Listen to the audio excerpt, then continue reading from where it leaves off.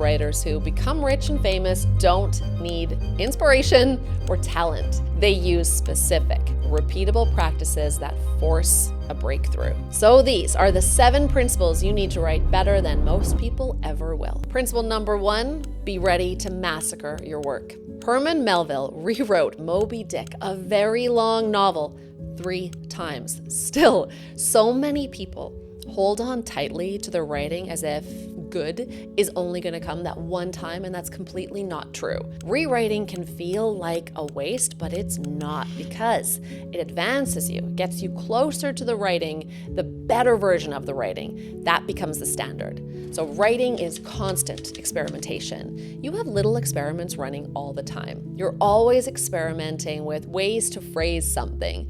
Then there are larger experiments, like, does this chapter work? Then the largest, does the whole thing work? Now this means you need to separate writing from editing. Put content on the page, keep putting more on the page, and only return later to tighten and refine. The more you do this, the closer you'll be to writing something actually great. So give yourself permission to write badly first. Draft it, then come back and massacre what doesn't work. Don't edit as you go. That kills momentum. Write first, edit later, be ruthless. Principle number 2 changed everything for me. Call yourself a writer right now. I was working as a hostess at a restaurant during undergrad, and a guy sitting in the front area just asked what I was studying, and I said, I'm an English major. And he was like, oh, so you're a writer? And I was like, maybe one day.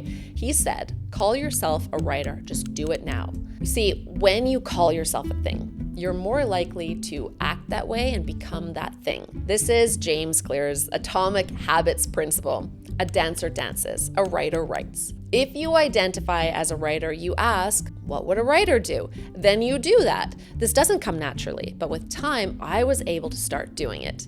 Identity shifting is more powerful than goal setting. Instead of, I'll write my first novel in 12 months, you ask, what would a writer do right now? A writer would carve out time right now. A writer would produce 3 pages, then 3 more. Besides, when you identify as a writer, you give yourself permission to dare to embarrass yourself. The only embarrassment to avoid is, basically putting out junk. That's a big ball of cliches. But start by calling yourself a writer today, then act in keeping with that identity. Carve out time to write daily, even if it's just, improving that work email. When you shift your identity, your actions follow. Principle number 3 is skip what the reader skips. Have you ever watched a movie that starts in the middle of the action and then it cuts back to 24 hours before? This is in media res, which is starting right in the middle of things. And it's one of the most powerful ways to keep people reading or watching. It's useful in all types of writing. In an email, if you want someone to click, you don't finish the story, you stop midway at the most dramatic part. If you're writing a page turner, you finish the chapter midway into the scene at peak drama. All we ever really want to do is make sure we're not boring anybody. The best practice is to cut warm-ups, cut conclusions, cut everything the reader wishes just wasn't there. Ask yourself before you share something, does this belong on the page? If it doesn't help the argument or help get people nodding along with you, it doesn't belong. Go back to something you wrote recently and just cut the first paragraph.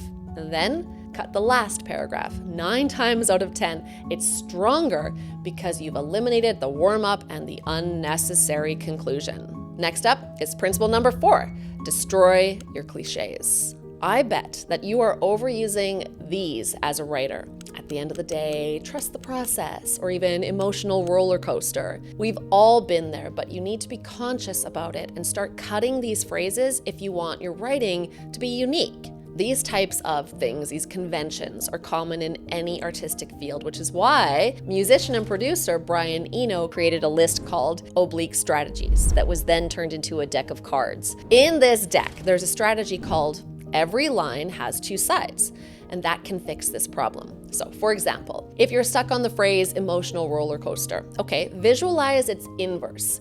Replace it with something like helplessly bobbing unhappiness. Same concept, but said differently with specificity. You also need to discover and abandon your recipes. I rely on the rule of 3, like 3 parallel sentences in a row. If you see yourself using a formula, don't let yourself use it for 3 weeks. Stop using the rule of 3, just like that, and then you'll learn a new recipe. An easier way to fix these might be using AI. You can get Claude to review your work and highlight cliches, but the twist is you need to rewrite them. The AI does not rewrite them. That's where your brain gets engaged. Here's another practice. Ask why. Why did David Ogilvy write that old headline that way? Why did Jane Austen open her novel that way? Then do the research to get a real answer. You might never know why, but you'll get better at thinking about the why. So take a piece of your writing and just hunt for cliches and repeated formulas. Delete every cliche, then rewrite those sections just using specific, fresh language that generates an image in the reader's mind. Principle number 5 is the fastest shortcut to write better, and it is this. Surround yourself with writers. But Tolkien and C.S. Lewis were in a writing group together. Ernest Hemingway and Gertrude Stein were also in a writing group together. It's critical that you surround yourself with people who write well and care about this stuff. You have to surround yourself with people who write well. Take that job as a junior copywriter at an agency. Work around people who produce writing. When you work in those environments, you learn the craft. Doing it around people who do it well makes you learn better and better and better. You also have to keep studying. I have been writing professionally for 20 years with 2 published novels, but I still take all the classes I can. The best thing you can do is be in a student role as much as possible. Assume you're not good at this. That's a far better place than assuming you're good or you're super good. And assume you need help. You can always learn from others. Writing is so isolating. It's just, you versus the page. So when you sit next to other writers and talk about what you're working on, you get to connect with people who are also doing this very isolating thing. If you take away one new thing from each experience and apply it, you will become a better writer.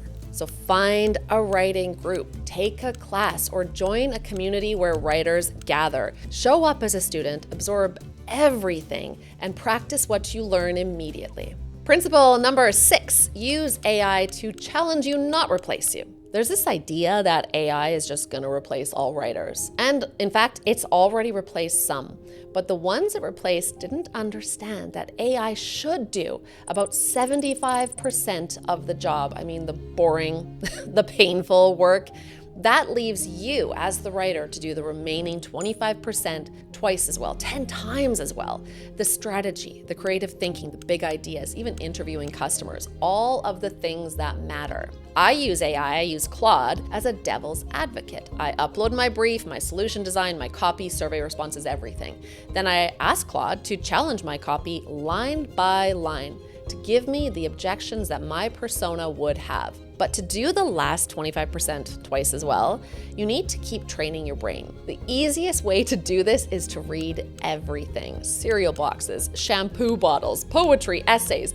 Read one really difficult book every year, something like, Gravity's Rainbow or Finnegan's Wake, to push yourself. Start using Claude as a thinking partner, not a replacement. Upload your work and ask it to challenge you to find holes in your logic. Tell it to interview you one question at a time. And then take that feedback and rewrite everything yourself. And the last principle, don't compare yourself. When I read Carol Shields' The Stone Diaries, I did not write anything for a year. I was like, no, that's outstanding. I can't even enter this field. But that's not fair, because you do have something to say. Everybody I know who's written a book wishes it were different. They go back in their minds and they rewrite it. Even the masters feel inadequate about their work. You just have to keep writing every day and improving bit by bit. Now, daily writing doesn't mean, pulling out a separate laptop or creating something perfect. It means when you're writing, that work email or Slack message, you try a little bit harder. You get a little more ambitious. You maybe even dare to overwrite it and possibly embarrass yourself. That's fine. That's cool. The writers who win are the ones who keep writing despite feeling inadequate. They don't wait until they're good enough. They sure don't wait until they're perfect. They write badly, then they write better. Then they write well, and along the way, they never stop writing. So stop comparing yourself, please, to the writers you admire. Instead, write daily, even if it's imperfect. Lower the bar. Make your work emails more ambitious. Try harder in Slack messages. Dare to embarrass yourself. And here is a writing exercise to try right now.